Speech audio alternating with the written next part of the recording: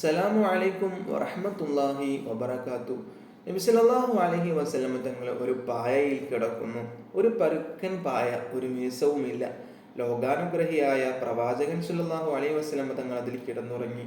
ഉറക്കം കഴിഞ്ഞ് എഴുന്നേറ്റു. ശരീരത്തിൽ പായയുടെ അടയാളം കണ്ടുനിന്ന സഹാബികൾക്ക് ദുഃഖം. ഈ പരുക്കൻ പായയിൽ കിടന്നുറങ്ങിയല്ലോ. സഹാബികൾ നബി സല്ലല്ലാഹു അലൈഹി വസല്ലം തങ്ങളോട് ഇങ്ങനെ ചോദിച്ചു, അങ്ങ് എന്തിനാണ് ഇങ്ങനെ വിഷമങ്ങൾ സഹിക്കുന്നത്? അങ്ങ് അനുവദിക്കുമെങ്കിൽ ഞങ്ങൾ നല്ല കിടക്ക തയ്യാറാക്കി തരാം.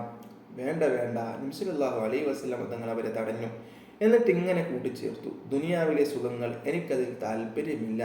ഞാൻ ദുനിയാവിൽ ഒരു യാത്രക്കാരൻ. യാത്രക്കിടയിൽ മരത്തണലിൽ കുറച്ച് വിശ്രമിക്കും, പിന്നെ യാത്ര തുടരും.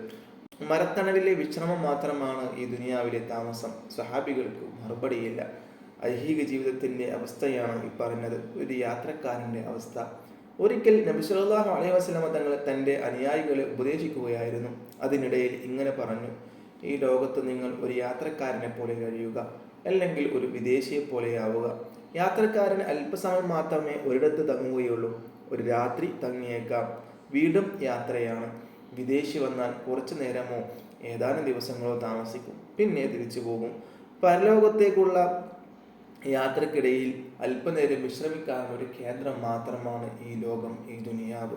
ഇവിടെ ശാശ്വതമായി ജീവിക്കാൻ തീരുമാനിച്ചതുപോലെയാണ് ചിലരുടെ പെരുമാറ്റം. അവർ ദുനിയാവിനെ ഗാഢമായി സ്നേഹിക്കുന്നു. ഒരു സത്യവിശ്വാസി അങ്ങനെ ആവാൻ പാടില്ല. ഇനി നമുക്കൊരു സ്വഹാബി വര്യന്റെ കഥ കേൾക്കാം.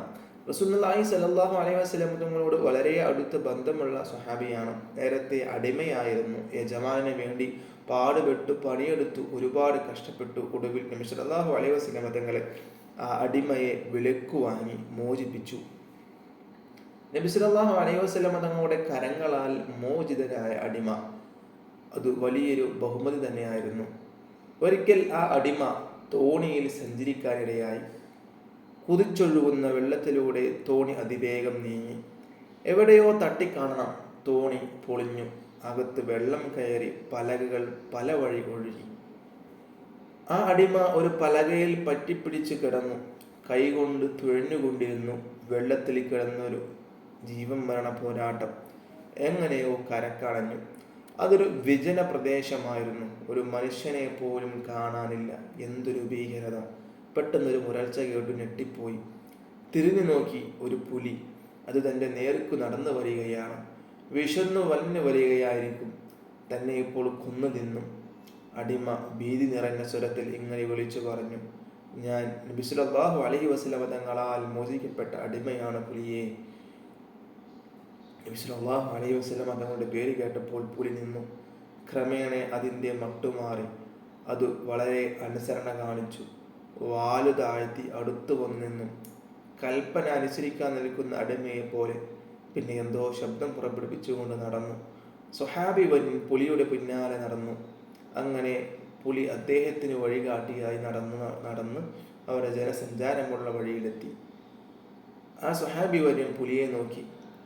ഒരു സൽക്കർമ്മം ചെയ്ത സന്തോഷമായിരുന്നു അതിന്. ആ കണ്ണുകൾ സന്തോഷം കൊണ്ട് നനഞ്ഞു. സ്വഹാബി വര്യന്റെ നയനങ്ങളും നിറഞ്ഞൊഴുകി. പുലി തിരിഞ്ഞു നടന്നു. സ്വഹാബി വര്യൻ ആ പോക്ക് നോക്കി നിന്നു. ഹിറാ പ്രദേശം. അവിടെ ഒരു കൂട്ടം ആടുകൾ മേൽ നടക്കുന്നു. ആട്ടിടയൻ അകലെ വിശ്രമിക്കുന്നു. പെട്ടെന്നാണ് കണ്ടത്, ഒരു ചെന്നായ നടന്നു വരുന്നു. ആടിനെ പിടിക്കാൻ വരികയാണ്. ആട്ടിടയൻ ചാടി എണീറ്റു. അപ്പോൾ ചെന്നായ ഇങ്ങനെ പറഞ്ഞു, നീ അള്ളാഹുവിനെ ഭയപ്പെടുന്നില്ലേ? എനിക്ക് നിശ്ചയിച്ച ഭക്ഷണമാണ് ഈ ആട്. ഞാൻ അതിനെ പിടിക്കാൻ വന്നു. നീ എന്നെ തടയുകയാണോ? ആട്ടിടയൻ ഞെട്ടിപ്പോയി. ഒരു ചെന്നായ സംസാരിക്കുന്നു. ഇതെന്ത് അതിശയം! ആട്ടിടയന്റെ അതിശയം കണ്ട ചെന്നായ വീണ്ടും സംസാരിച്ചു, ഇതിലെന്ത് അതിശയം! ഇതിനേക്കാൾ വലിയ അത്ഭുതം ഞാൻ പറഞ്ഞു തരാം. അതെന്താണ്? ആട്ടിടയൻ ചോദിച്ചു.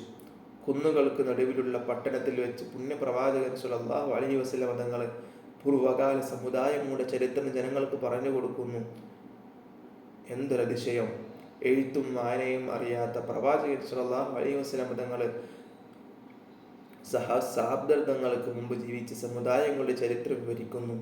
എന്നിട്ടും ആ ജനത വിശ്വസിക്കുന്നില്ല. അതല്ലേ ഇതിനേക്കാൾ വലിയ അത്ഭുതം! ആട്ടിടയൻ അമ്പരന്ന് പോയി. ചെന്നായ പറഞ്ഞത് സത്യമാണോ എന്നറിയണം. ആട്ടിടയൻ നിശ്ചയിച്ചു. അടുത്ത ദിവസം തന്നെ മദീനയിലേക്ക് പുറപ്പെട്ടു. നബി സല്ലല്ലാഹു അലൈഹി വസല്ലം തങ്ങളെ കണ്ടു. ചെന്നായയുടെ കഥ പറഞ്ഞു. കഥ കേട്ട് കഴിഞ്ഞപ്പോൾ നബി സല്ലല്ലാഹു അലൈഹി വസല്ലം തങ്ങൾ പറഞ്ഞു, കാട്ടുമൃഗങ്ങൾ മനുഷ്യരോട് സംസാരിക്കും. ലോക അവസാനം വരുമ്പോൾ കാട്ടുമൃഗങ്ങൾ സംസാരിക്കും.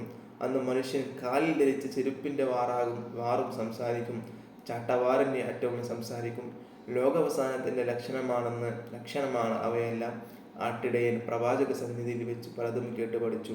അല്ലാഹു സുബ്ഹാനഹു വ തആല പ്രവാചക ജീവിതം കണ്ട് അതുപോലെ പ്രവാചകൻ സഞ്ചരിച്ച വഴിയിലൂടെ സഞ്ചരിക്കാൻ നമുക്ക് ഏവർക്കും തൗഫീഖ് നൽകട്ടെ. ഇൻഷാ അല്ലാഹ്. അസ്സലാമു അലൈക്കും വറഹ്മത്തുള്ളാഹി വബറകാതുഹു.